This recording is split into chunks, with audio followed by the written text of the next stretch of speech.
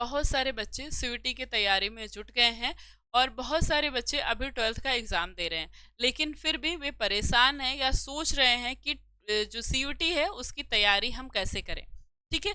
और कुछ बच्चे जो कि एग्ज़ाम दे चुके हैं वो भी परेशान हैं, उन्हें भी ऐसा लग रहा है कि उनका समय कम है या फिर वो ये नहीं समझ पा रहे हैं कि मेरे पास जो इतने सारे सब्जेक्ट्स हैं, जैसे डोमेन है आपके पास 3, जीईटी है आपके पास 1, लैंग्वेज है आपके पास ये 5 सब्जेक्ट है और समय हमारे पास अब बहुत कम है, केवल 2 महीने का समय बच गया है।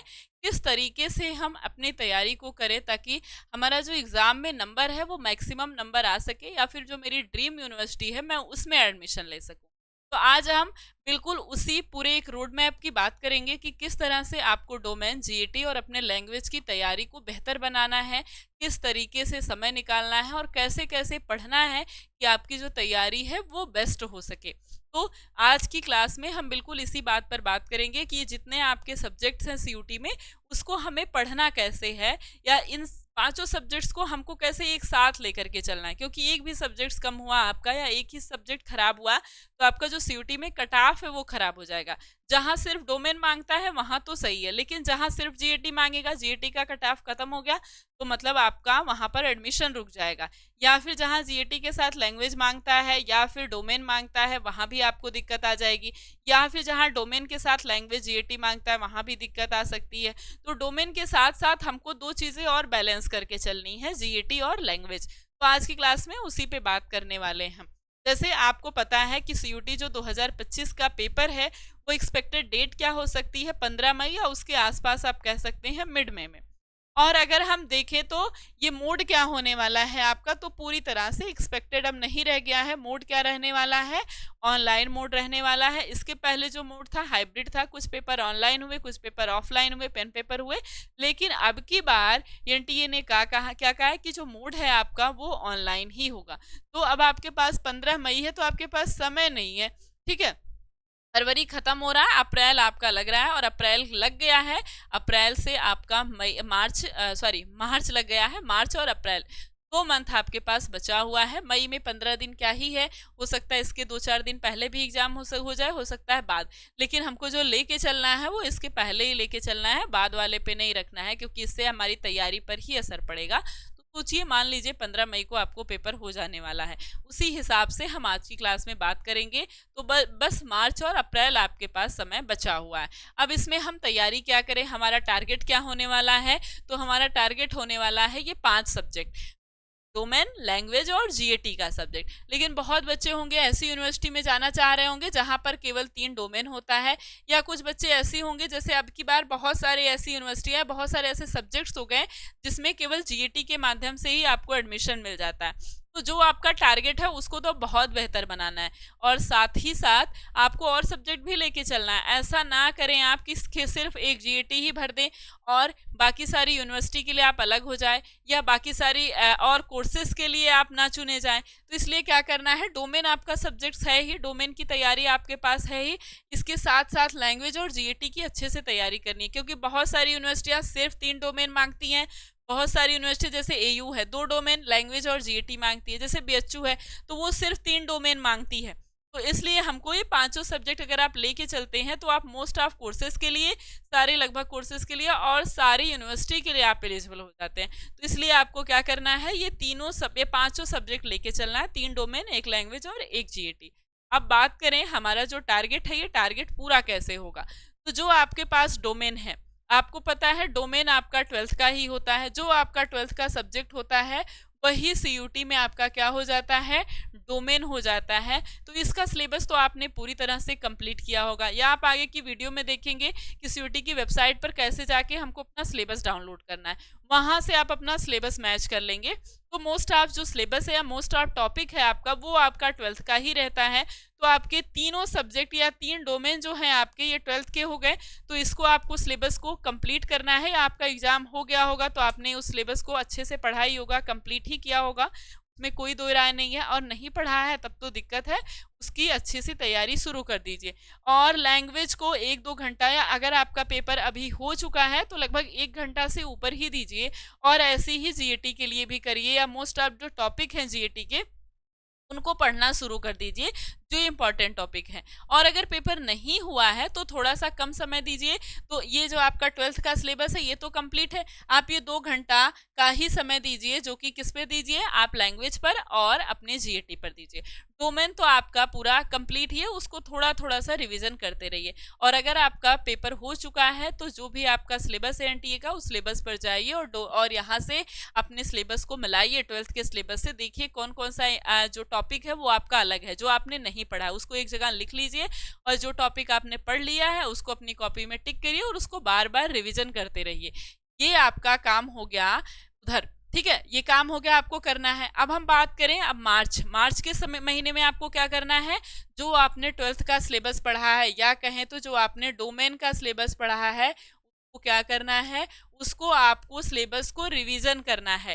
ठीक है, सारे सिलेबस को आपको रिवीजन करना है, डोमेन का भी, और जो आपका लैंग्वेज आप अब तक पढ़ रहे थे, और जो आपने अब तक जीएटी पढ़ा था। और अगर आपने अभी नहीं पढ़ा है तो फिर दिक्कत की बात है, इसको जल्दी जल्दी आप कवर करिए। ठीक है, इसका तो आप फुल रिवीजन करते रहिए, और इसको जल्दी जल्दी आप कवर करिए लैंग्वेज और जीएटी को, और उसके साथ लैंग्वेज और जीएटी का रिवीजन भी करते रहिए।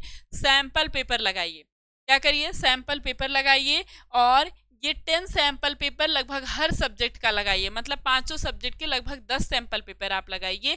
और उसके बाद जो आपका कंप्लीट प्रीवियस ईयर है, 10 साल का प्रीवियस ईयर तो नहीं मिलेगा आपको, जितने साल सीयूटी का एग्जाम हुआ है 3 या 4 साल, उन सभी का आपको क्या करना है, प्रीवियस ईयर पेपर लगाना है, और जितना ज़्यादा हो सकता है उतना ज़्यादा पीवाईक्यू या एमसीक्यू करना है। तो मार्च में आपका जो फोकस है वो सैंपल पेपर और इस पे मान लीजिए है, लेकिन जो सिलेबस है आपका, पूरा फोकस आपका सिलेबस पर होना चाहिए, और वो सिलेबस लैंग्वेज का हो, जीएटी का हो या डोमेन का हो। डोमेन का सिलेबस रिवाइज करते करते आप सैंपल पेपर और पीवाईक्यू करते रहिए। और इसका अगर लैंग्वेज और जीएटी का सिलेबस अगर आपने नहीं पढ़ा है तो इसको पढ़ते पढ़ते इसका साथ में रिवीजन करिए, और थोड़ा बहुत समय मिलता है तो सैंपल पेपर आप इसका भी करते रहिए। अब बचा आपके पास दूसरा मंथ, अप्रैल वाला। अप्रैल में क्या करना है आपको, डोमेन में क्या करना है, उसका फुल रिवीजन करते रहना है। ठीक है, डोमेन में आपने अब तक क्या किया था, सिलेबस को पढ़ा था, अब क्या करेंगे, पूरा सिलेबस का फुल रिवीजन करेंगे डोमेन में। और उसका जो शॉर्ट नोट आपने बनाया होगा, जब आपने पढ़ा होगा तो उसका शॉर्ट नोट बनाया होगा, और ना बनाए तो बिल्कुल बनाए, क्योंकि वो जो शॉर्ट नोट होता है वो कम समय में आप रिवीजन कर सकते हैं।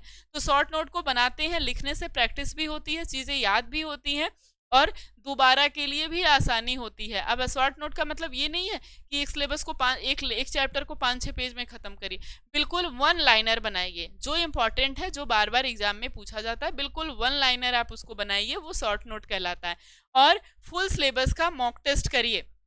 ठीक है, 10 मॉक टेस्ट लगभग हर सब्जेक्ट पे करना चाहिए। जो आपका फुल सिलेबस है उसका क्या करना है आपको, अप्रैल के मंथ में उसका मॉक टेस्ट करना है। सैंपल पेपर आपने पहले ही लगा लिया यहाँ पर, ठीक है, यहाँ पर पूरे सब्जेक्ट का आपको क्या करना है, सैंपल पेपर लगाना है, पीवाईक्यू लगाना है।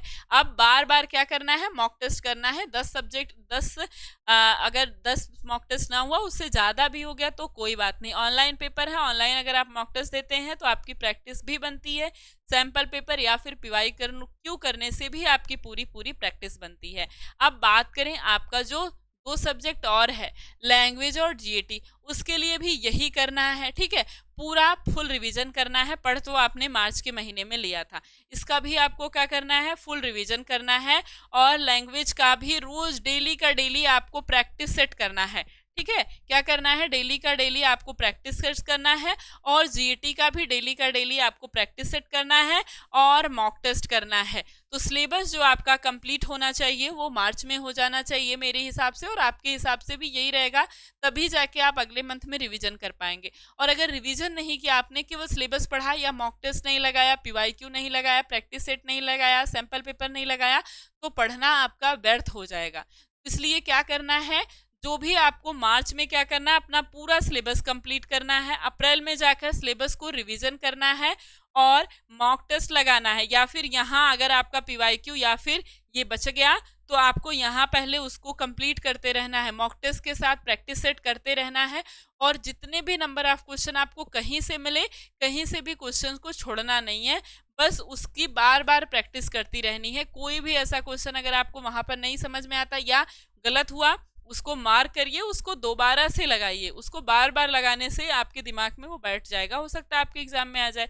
ठीक है। और वही हार्ड लैंग्वेज और जीएटी के लिए भी करना है। पूरे सिलेबस का आपको रिवीजन करना है फुल, और रोज डेली इसकी प्रैक्टिस करनी है। डेली प्रैक्टिस सेट लगाना है और मॉक टेस्ट लगाना है। ये काम आपको पूरा 30 दिन करना है। उसके बाद आपके जो दिन बच जाते हैं उसमें भी आपको वही practice set, mock test, revision करते जाइए। जो भी इंपॉर्टेंट टॉपिक है उसको बार बार रिवीजन करते जाइए। अब ये सारी चीजें, जो इतनी सारी चीजें हैं, अब बात करें तो ये सारी चीजें हम करें कैसे, या फिर कहाँ से करें। इतना सारा है कि पूरा 10 सब्जेक्ट्स का आपको रिवीजन करना है, सैंपल पेपर लेना है, पूरा सिलेबस आपको पढ़ना है। केवल एक ही महीने में 5 सब्जेक्ट हैं आपके पास।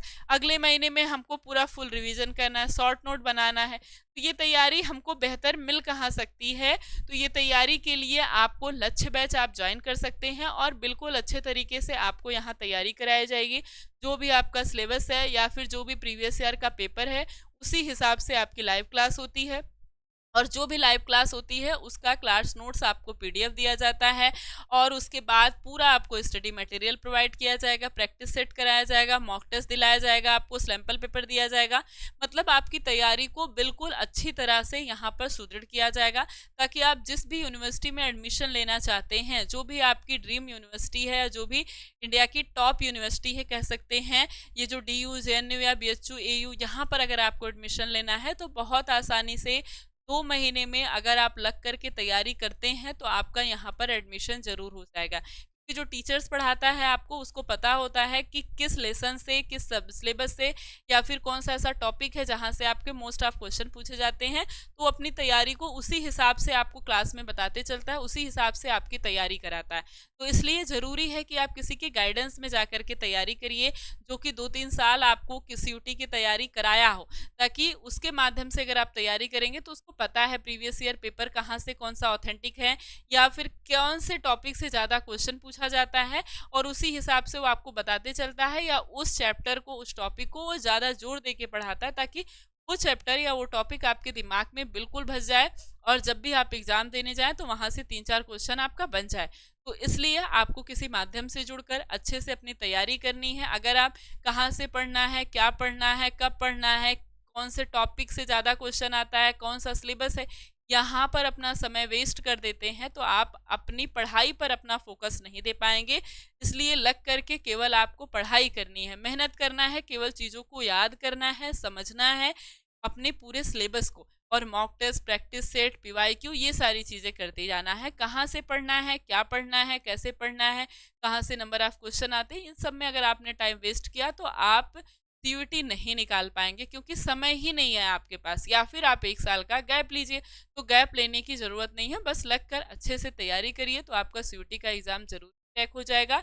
लेकिन इन 2 महीनों में एकदम रगड़ के आपको तैयारी करनी है, क्योंकि समय बिल्कुल भी नहीं है। और अगर समय नहीं है और सब्जेक्ट्स आपके पास 5 है, और कुछ ऐसे सब्जेक्ट भी हैं जो आपने नहीं पढ़े हैं, जैसे जीएटी है, लैंग्वेज है, आपने कम पढ़े हैं, डोमेन तो आपका सही होगा। इसलिए क्या करना है, अच्छे से लगकर तैयारी करना है। जो भी टॉपिक या जो सिलेबस आपने नहीं पढ़ा है उसको ज़्यादा जोर दे के पढ़ना है, या जो आपका सपना है, जिस यूनिवर्सिटी में या जिस टॉप सब्जेक्ट्स में आप एडमिशन लेना चाहते हैं, उस पर भी जोर देकर पढ़ना है। और अगर उसमें एडमिशन नहीं हुआ तो भी ऑप्शन आपके पास तैयार रहना चाहिए उसके आसपास का। इसलिए हर यूनिवर्सिटी को सेलेक्ट करना है, और ये 5 सब्जेक्ट कॉम्बिनेशन डाल के आपको अच्छे से अपनी तैयारी को बेहतर बनाना है।